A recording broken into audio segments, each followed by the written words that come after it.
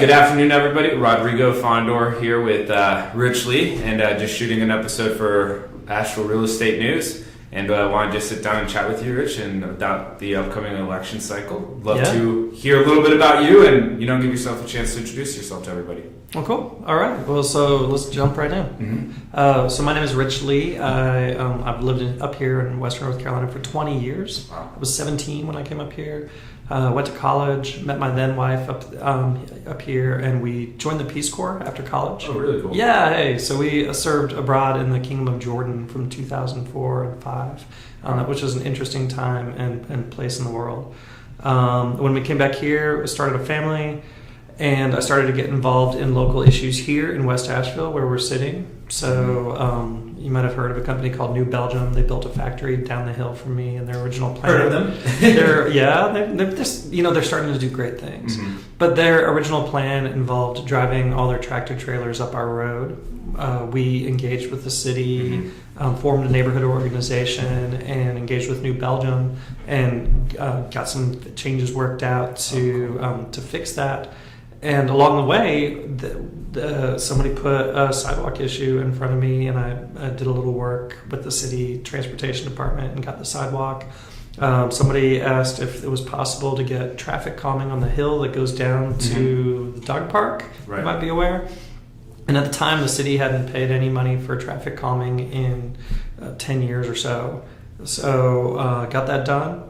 And my portfolio just kind of moved farther and farther away from my house until eventually it was citywide issues. I sit on the Transportation Commission for the city and some other committees and commissions. Okay, yeah, that's great. 20 years, it's almost local status, right? Yeah, I feel like I'm finally getting to the point where I can start to complain about how much it's changed. No, that's like 6 months after you move here. I've been here since 2009, and I was told when I first got here, he was like, once you get the 10-year mark, you can start saying, you can start complaining or saying that you're from Asheville or whatnot, but I don't know if that's an accurate timeline anymore. It was a different place. Yeah, I've been here a little bit amount of time. It's changed a lot. Yeah. So one of the things I was going to ask you, and I think you might have already answered it, is what spurred you to get into the politics or getting into the public sector? Was it the New Belgium Beer Brewery and just being like, whoa, I don't want tractor trailers going down my road. Is there something I can do? I think that's how it gets its hooks in you as you start to work on a small issue, and if you're the kind of person I am, then you just get sucked farther and farther in. So yeah, you're probably doing a podcast now. Probably, you're only 3 or 4 years from running for your first office. Oh, makes me nervous. I don't know if I want any of those gray hairs. Yeah. But, well, as we get into talking about, the race and everything, this is very real estate specific, and kind of as we were talking off camera a little bit, it just happens that a lot of the issues that are hot button issues are kind of real estate related as well. So moving into that with short-term rentals, ADUs, the home state provision, what's your opinion? What place do they hold in the city, if at all?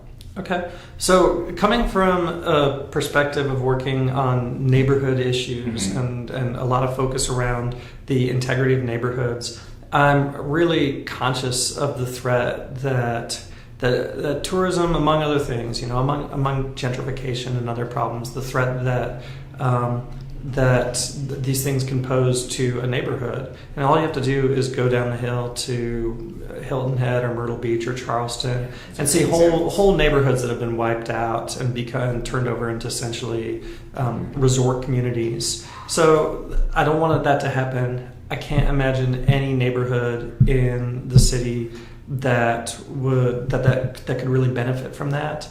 And at the same time, there's the flip side of the Socialist Republic of Asheville, and that's that there are property rights here, and striking a balance between those two concepts. Should people who need the money be able to participate in the tourism economy? Should locals be able to do it?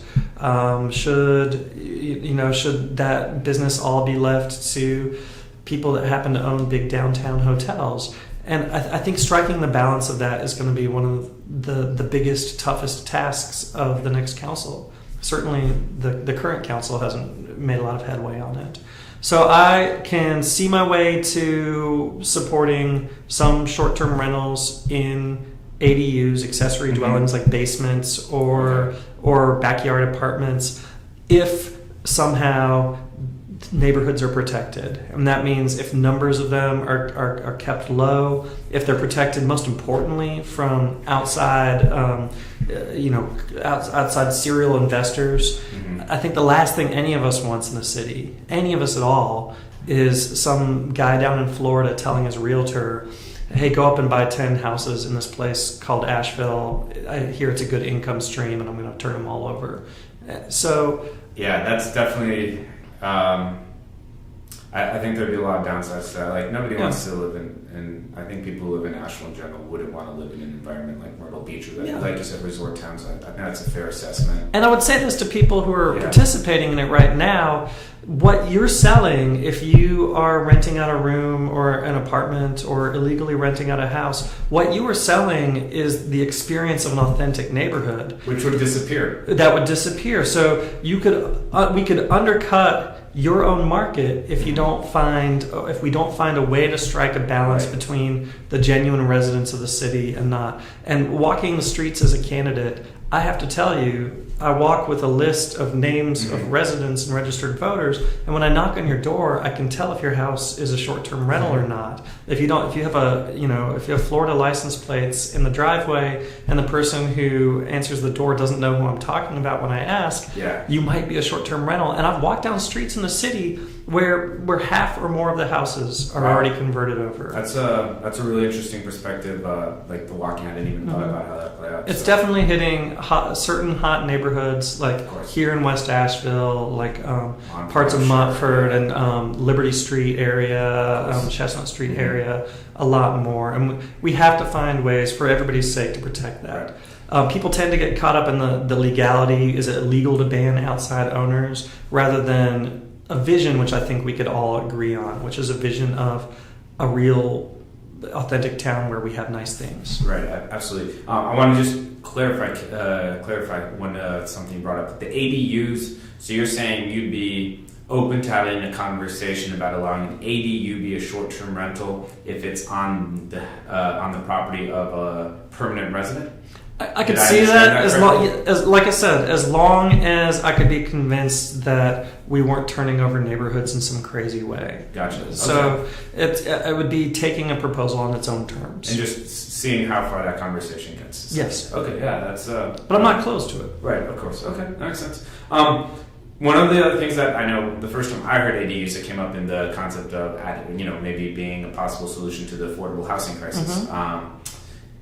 How do you personally define affordable housing? How do you see that played out here in Asheville? And do you have any specific thoughts on where we go from here? Yeah.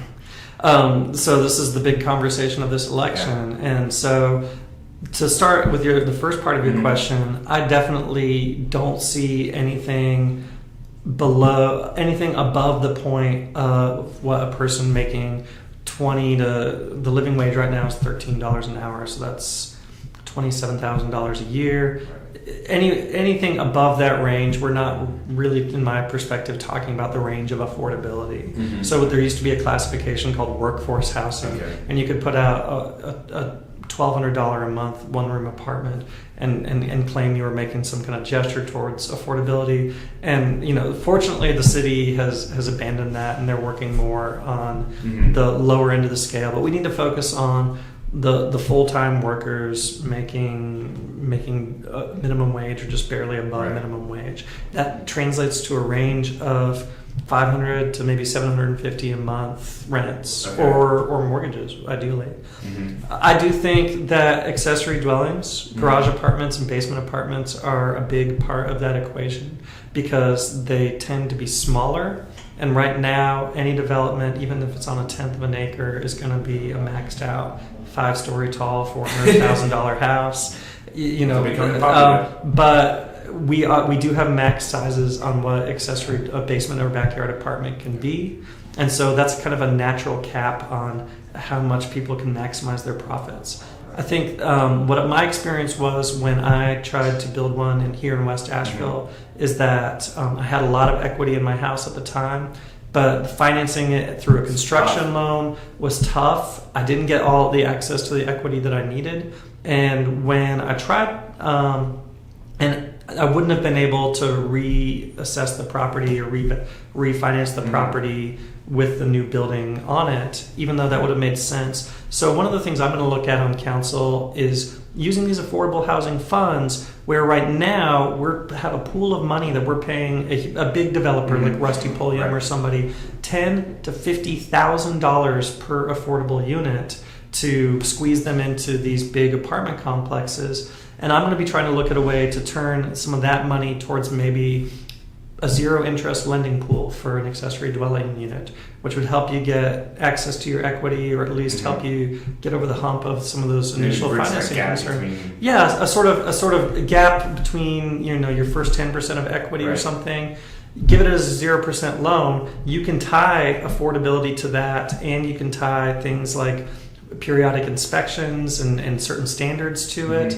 You probably know, if you've dealt in the rental pool here, that there's no rental inspections anymore, and so we have tons of really below grade rentals here, and the state has banned us from having inspections on them. Well, if you tie city money to it, you can exact inspection in return. So getting ADUs, West Asheville is a great candidate for that because we love our houses close together. Sure. Some neighborhoods, zoning might need to be tailored different ways to make sure that it fits the context of the neighborhood, but I think that's a great avenue. Yeah, no, I agree. I think ADUs, if the financing component could be, there's got to be some creativity looked into, because, as you mentioned, there's a lot of people who I know I've talked to who are on the investor side of things, for instance, and the financing for the ADUs is a major component as to why it's not pursued anymore. Yeah.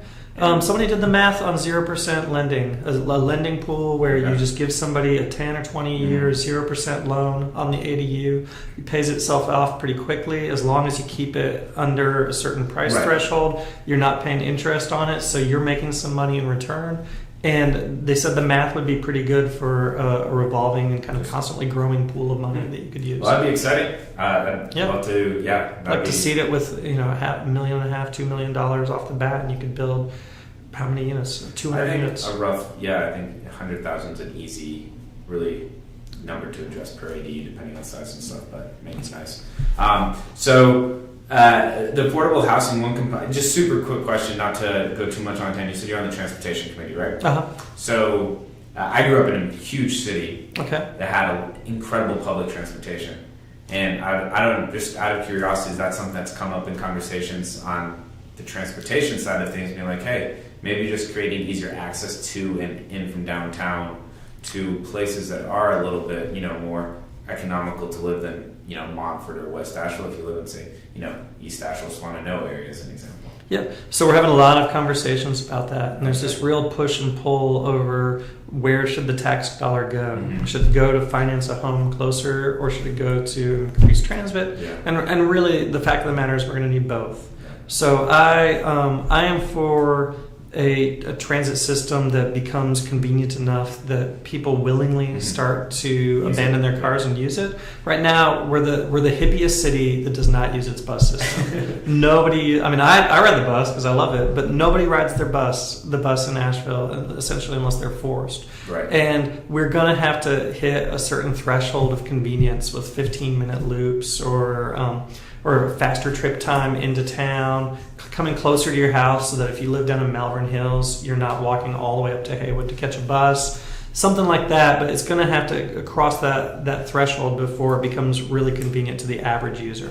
It's really exciting to hear. So when I first moved here, my way of transportation was hitchhiking and walking. And I never used the public transportation system because it was typically faster for me to get hitchhiked somewhere than to wait for the bus and work through those hoops. So I've got a friend who works at the county health department and says that even people that are on county services that have bus passes in their pockets will hitch a ride or bum a ride more often than take the bus in. And so that's tough. The city will tell you, or city consultants that the city contracted with will tell you that the city actually has to grow more and fill in more for the bus system to how do they put it? We have to become transit ready, with enough people per mile. I think that's chicken or egg is getting it backwards. I think a convenient transit system that we invest a lot in now will draw users and eventually the city will kind of come up to match it. It'll grow along the routes and stuff. Yeah, that's super insightful. Thank you. So the last question in the real estate, property taxes went up this year. Yeah. So there's definitely different perspectives and opinions on that. My question specifically is that has to do with the rapid growth of Asheville. There's a lot of people who've lived here 20, 30 years and are on fixed income. Yeah. Say they just retired or been retired for a couple of years, and all of a sudden your tax bill goes up $100 or $150 a month. Mm-hmm.